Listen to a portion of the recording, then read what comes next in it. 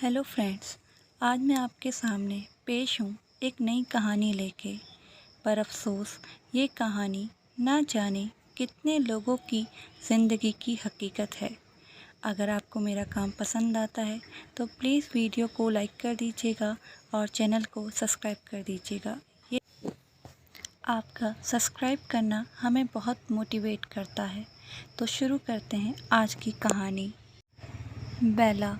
साल है 1769। एक सफ़ेद गोरा नाविक वेस्ट इंडीज के तट पर उतरा है।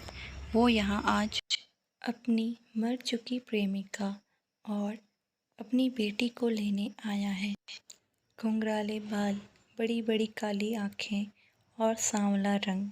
जी हाँ, जॉन की प्रेमिका एक निग्रो थी और उनकी बेटी भी निग्रो ही है, कोई गोरी मैम नहीं। वो उस बच्ची को अपने साथ ले आया, लेकिन अगले ही दिन उसे दूसरी समुद्री यात्रा पर निकलना था।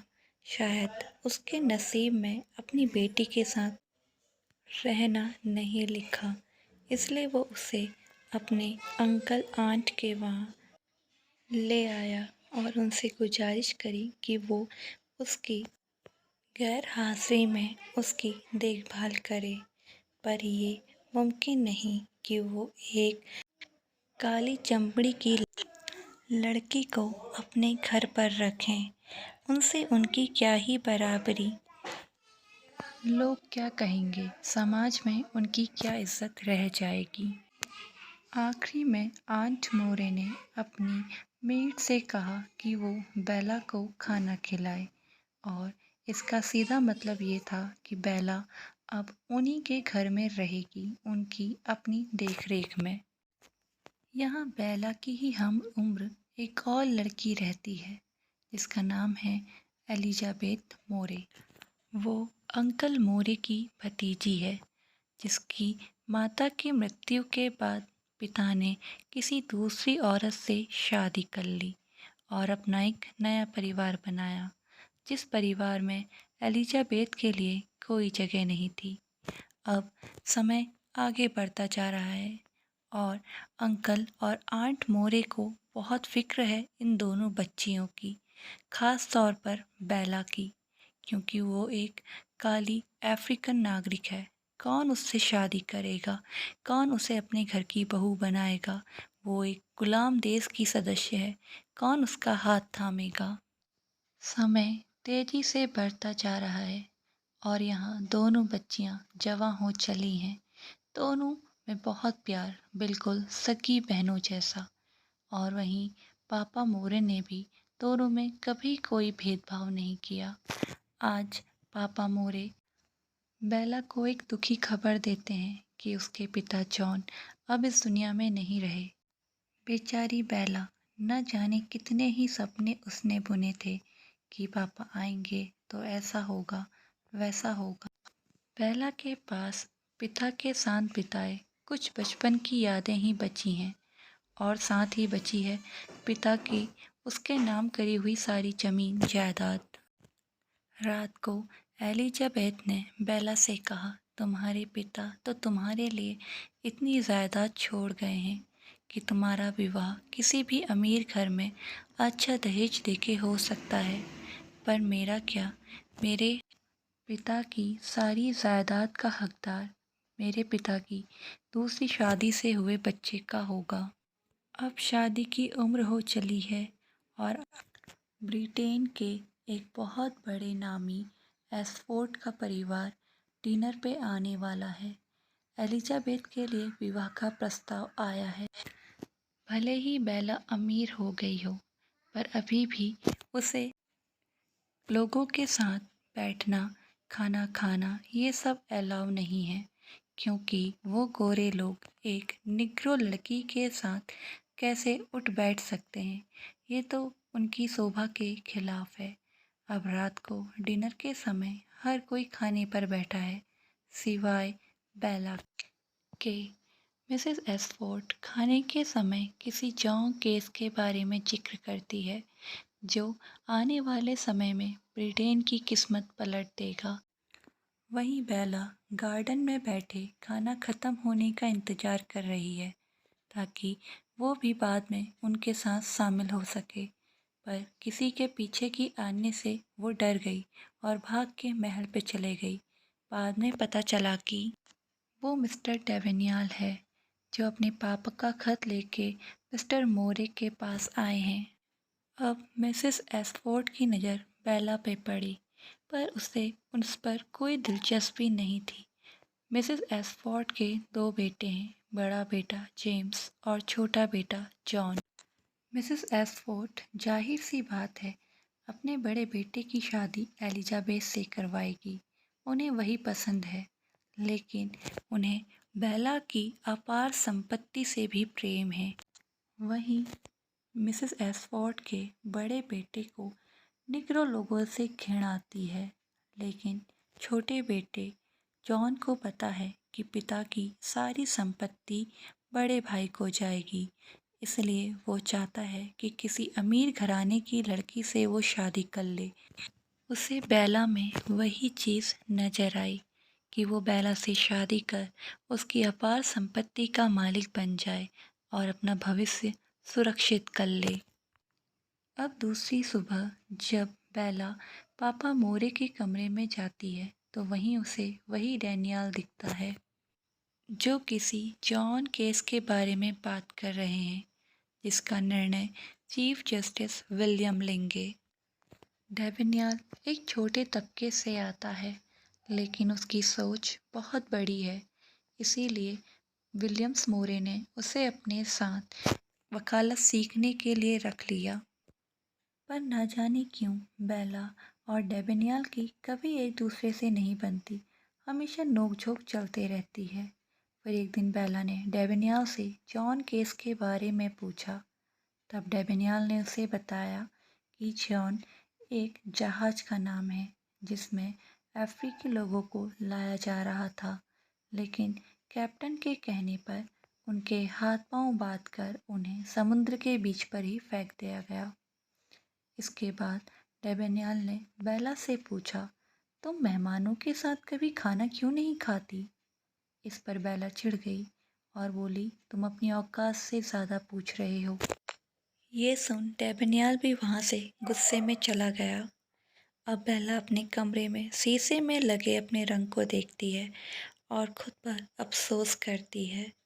डैनियल का रोज़ ही लगभग अब विलियम के घर आना जाना है काम के सिलसिले में। अब एक दिन बेला को पता चला कि डैनियल की शादी उसकी आंट की किसी बेटी से पक्की हो गई है। न जाने क्यों, पर बेला आज उदास है। एक दिन बेला को डैनियल चर्च पर मिला और बेला ने उसी जॉन केस के बारे में डैनियल से पूछा। पहले तो डैनियल थोड़ा सा हिचकिचाया क्योंकि बेला भी तो उनमें से ही एक है, पर बेला की जिद करने पर डैनियल ने बताया, जहाज का कैप्टन कहता है कि पानी की कमी के चलते उन निगरों को पानी में फेंका गया, जबकि सच ये है कि वो लोग बीमार थे और अब मार्केट में उनके सही दाम नहीं मिलते, इसलिए कैप्टन ने उनके हाथ पांव बंधवा के उन्हें पानी में फेंकवा दिया। क्योंकि जहाज पूरे 8 बंदरगाहों से गुजरा था। अब ये सुन बेला के हाथ पांव कांप उठे। तब डैनियल ने उसे संभाला, उसके आंसू पोंछे। अब रात को बेला सो नहीं पाई और सोचती रही, क्या फ़र्क है उनमें और मुझ में। बस यही ना कि मेरा रंग काला है और वो गोरे हैं। सिर्फ काला रंग होने की इतनी बड़ी सज़ा कि उन्हें मौत के घाट उतार दिया गया। अगली सुबह विलियम मोरे डैनियल को बेला के आसपास घूमने से मना करते हैं और उससे किसी भी तरह की बात के लिए भी। विलियम जितना चाहे सिर्फ उतना ही बेला को पता होना चाहिए, इससे ज़्यादा नहीं। इस पर डैनियल बोला कि मरे हुए परिवार के लोग सिर्फ 30 पाउंड का मुआवजा मांग रहे हैं। आपकी बेला भी तो उनमें से एक है। क्या आपकी बेला महज 30 पाउंड की हकदार भी नहीं? ये सुनते ही विलियम मोरे का पारा हाई हो गया और उन्होंने डैनियल की पढ़ाई अपने वहाँ छुड़वा दी और आगे से कभी भी वहाँ आने के लिए मना कर दिया। आखिर वो अपनी बेटी बेला के लिए ऐसा कैसे सुन पाते। एलिजाबेथ और बेला को पता चला कि वो लोग लंदन जा रहे हैं क्योंकि हर साल वहाँ विवाह करने के लिए लड़के और उनके परिवार आते हैं। एलिजाबेथ के लिए ये मौका बहुत ख़ास है क्योंकि उसके पास कोई भी जायदाद नहीं है। वहीं बेला के लिए पिता की जायदाद, नाम, ये सब कुछ होते हुए भी ज़्यादा उम्मीदें रखना गलत है क्योंकि वो एक काली लड़की है। उसे भी कल को इस महल को संभालना होगा क्योंकि उसकी शादी होने की संभावनाएं ना के बराबर है क्योंकि वो तो इस समाज का हिस्सा ही नहीं है। लेकिन बेला ये नहीं चाहती। वो एक आम लड़की की तरह अपनी ज़िंदगी जीना चाहती है, शादी करना चाहती है। अगले दिन एलिजाबेथ बहुत खुश है क्योंकि वो वहाँ जेम्स एसफोर्ड से मिलेगी। जेम्स भी उस पर रुचि दिखा रहा है, पर कोई और है जो बेला पर रुचि बनाए हुए है और वो है जॉन एसफोर्ड। जब बेला ने जॉन से पूछा कि तुम्हें मेरे काले रंग से कोई आपत्ति नहीं, तब जॉन बोला, आखिर मुझे उससे क्या करना। तुम्हारे पिता का नाम और अपार संपत्ति काफ़ी है, मुझे तुम्हारी माँ की ओर क्यों देखना। ये सुन बेला का दिल टूट गया। आखिर वो अपनी माँ का भी एक हिस्सा है। भले ही पिता ने उसे बहुत प्यार किया हो, लेकिन वो अपनी माँ की भी तो परछाई है। वहीं बेला को डेबनियल दिखाई पड़ा। डेबनियल को अकेले में बुला के बेला ने डेबनियल से माफ़ी मांगी। आखिर उसकी वजह से पापा मोरे ने डेबनियल को काम से निकाल दिया, पर डेबनियल ने बोला ये बेला के लिए नहीं है, ये उस इंसानियत के लिए है जो उस नाव में बैठे लोगों को मिली। और जब आज उनका परिवार मुआवजे में सिर्फ 30 पाउंड मांग रहा है तो लोगों को उससे भी ऐतराज़ है। आखिर वो भी तो एक इंसान है। डेबनियल की बातें बेला के दिल में घर कर रही हैं, जैसे मानो वो उसी का एक हिस्सा हूँ। डेबनियल ने कहा, मैं रोज़ एक क्लब में बैठता हूँ, मिलना चाहो तो वहाँ आ सकती हो। अब वापसी के समय मिसेस एसफोर्ड अपने बच्चों से कहती है कि एलिजाबेथ सुंदर है, पर उसके पिता की फूटी कौड़ी भी उसके पास नहीं है। वहीं बेला के पास किसी संपत्ति की कमी नहीं। मुझे एलिजाबेथ से पसंद अब बेला आने लगी है। हमें ऐसा मौका नहीं छोड़ना चाहिए। और अगले ही दिन जॉन ने बेला के लिए हाथ भेजा और बेला ने भी हाँ कर दी। पूरा परिवार बहुत खुश है क्योंकि उन्हें तो इस बात की उम्मीद ही नहीं थी। पर एलिजाबेथ दुखी है कि जॉन आया पर उसका बड़ा भाई क्यों नहीं। खैर क्या पता बाद में आए, वो इस उम्मीद पर है। अब एक दिन खाने की मेज पर रखे अखबार में उसने देखा कि पीड़ित परिवार के लोग केस हार रहे हैं। उससे रहा ना गया और वो पापा मोरे के ऑफिस पहुंच गई। वहां से उसने कुछ ज़रूरी कागजात चुरा के डेबनियल को दे दिए। इन कागजातों पर सबूत हैं कि नाव 8 बंदरगाहों से होकर गुजरी थी और अगर ऐसा था तो उसमें बैठे लोगों का पानी की कमी से मरना ये नहीं हो सकता। इन कागजातों के चलते कैप्टन का झूठ पकड़ा जाएगा। कागजात देते वक्त बेला ने डेबनियल को बताया कि उसकी शादी मिस्टर एक्सफोर्ड से होने वाली है। शायद शादी के बाद वो यूं आज़ाद ना रह पाए क्योंकि डेबनियल उसे कभी वो प्यार ना दे पाएगा जो उसके पिता ने उसकी माता को दिया था। अगर बेला के पास इतनी ज़मीन जायदाद ना हो तो शायद जॉन उसको देखे भी ना। बेला ये सब जानती है, लेकिन पापा मोरे कहते हैं कि बेला के लिए मिस्टर एसफोर्ड से अच्छा रिश्ता नहीं मिल पाएगा और बेला भी उनकी बराबरी पर आ जाएगी। इस पर डेबनियल बेला से कहता है, ना तुम किसी से ज़्यादा हो ना तुम किसी से कम, तुम बस अपनी सी हो, इसलिए वही डिसीजन लो जो तुम्हारे लिए बेहतरीन हो। तुम्हें किसी की बराबरी की ज़रूरत नहीं है क्योंकि तुम किसी से कम हो ही नहीं। डेबनियल के मुंह पर बेला की शादी से होने वाली मायूसी साफ झलक रही थी, जो शायद बेला भी देख पा रही थी। डेबनियल भी बेला के दिल को संतुष्टि देता था। वहीं दूसरी ओर जेम्स के साथ होने पर भी बेला वो खिंचाव महसूस नहीं करती थी। इसी के चलते बेला और डेबेनियल की नज़दीकियाँ बढ़ने लगी। दोनों छुप छुप के मिलते, बातें करते और इसी में डेबेनियल ने बेला को बताया ये केस जीतना बहुत ज़रूरी है अफ्रीकी लोगों के लिए, क्योंकि इस खरीद फरोख्त से यहाँ ब्रिटेन के अधिकारियों को बहुत मुनाफा होता है और इस मुनाफे का एक बहुत बड़ा हिस्सा ब्रिटेन सरकार को भी जाता है।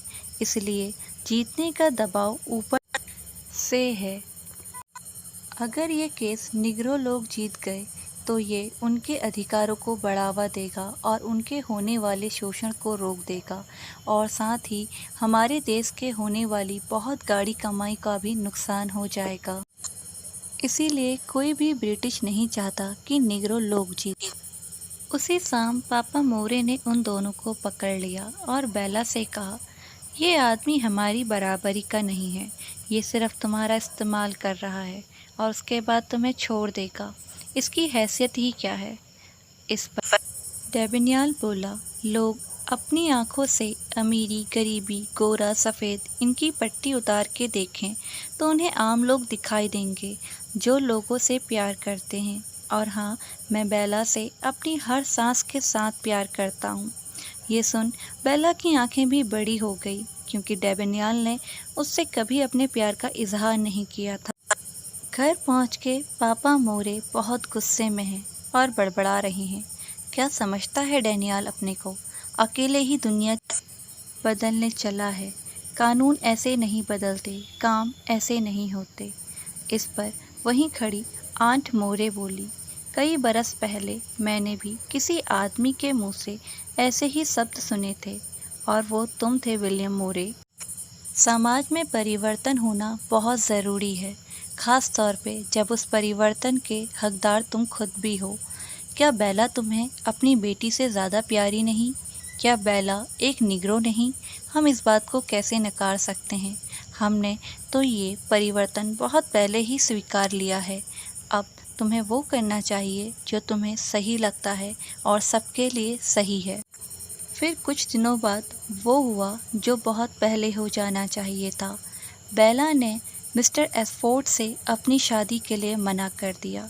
वो एक ऐसे इंसान से कैसे शादी कर सकती है जो उसके साथ इंसल्ट फील करता हो, जो उसकी माँ के वजूद को नकारता हो, जिसे बेला के काले रंग से आपत्ति हो, जो बेला को स्वीकार नहीं सकता, वो बेला को जिंदगी भर का साथ कैसे देगा? इस बार पापा मोरे और आंट मोरे भी खामोश खड़े हैं, क्योंकि वो जानते हैं बेला ने जो कहा है वो बिल्कुल सही है। कोई भी इंसान उसका हमसफ़र कैसे हो सकता है जिसको उसके वजूद से परेशानी हो।